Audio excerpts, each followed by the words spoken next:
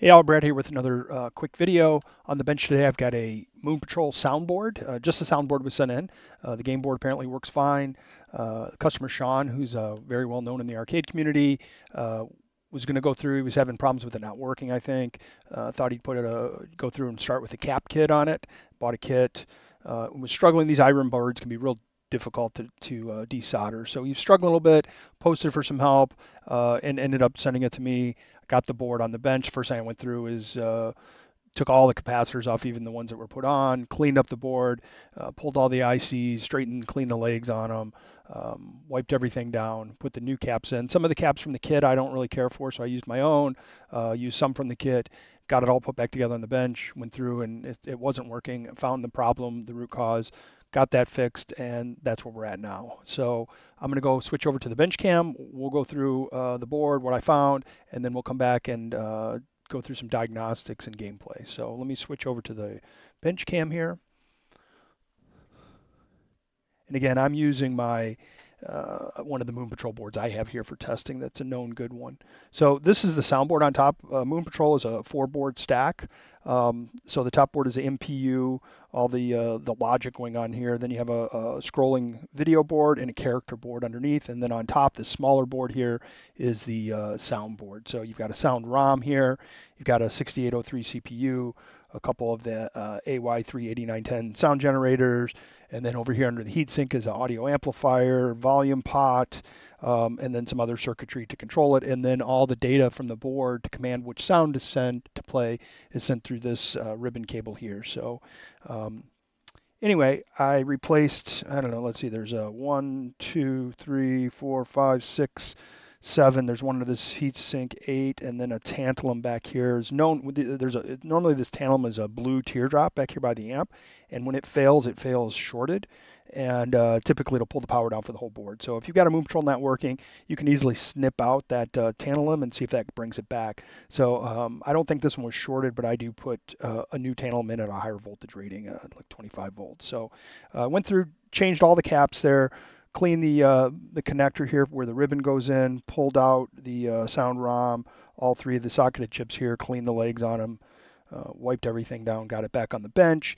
And as I went through, it wasn't working, and quickly came to the conclusion that the CPU, the Motorola 6803 was bad. So here's the old 6803, and actually this chip you can see had been soldered on a board before, based on some of the solder, and these were always socketed. So I don't think this was the original IC.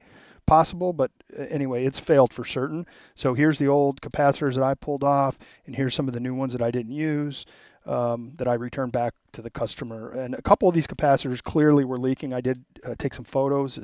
Should find the link to the photo album down in the description and check that out. I've got a couple photos of these caps leaking, and there was a little bit of alkali on the board from these two. The electrolyte leaked out. So let me switch over back to the cam where we've got the board and the game on the screen, and then we will do some gameplay and diagnostics.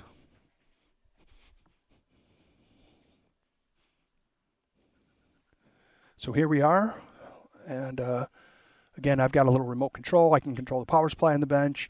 And the other thing on the board I didn't show just now, on the main board, there's a dip switch that allows you to boot the game into diagnostics. There's two banks of dip switches, each have 8 positions. So the bottom bank on the very end, position 8, allows you to put it into diagnostics. So I'm going to flip that switch up right now, and then I'll boot the game here. And so what you're seeing right now on the screen is testing the RAM and ROM areas on the screen. The Williams logo is moving around. So it's just writing data to the RAM, reading it back out, and testing it all. So it comes up, again, we're not testing the MPU, the main board stack here, because that's a known good one I have.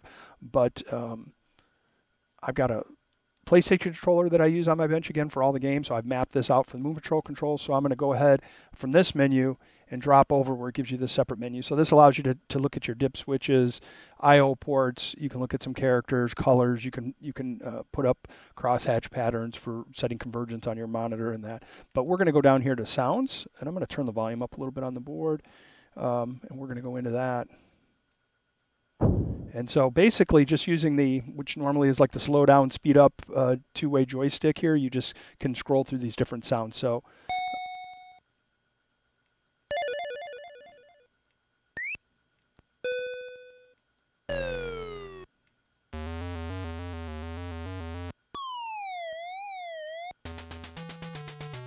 the nice background music that Moon Patrol is known for. And that's typically when you hit the end of each stage, you get that little ending music there. And this is when you're first starting.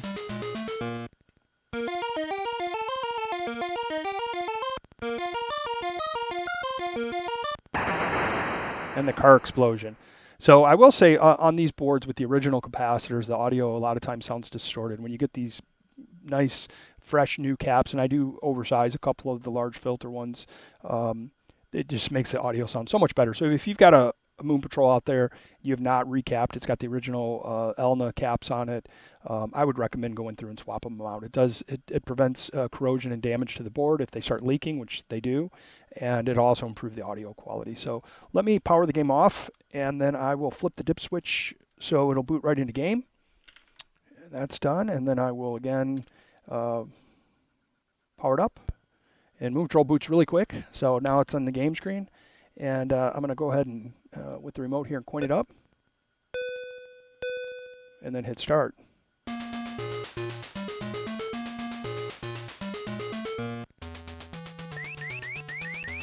That's a gun sound.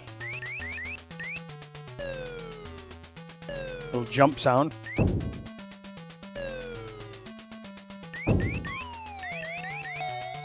Kill some of these UFOs there.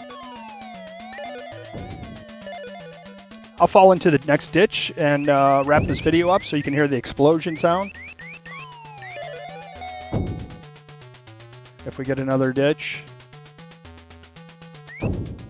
There we go.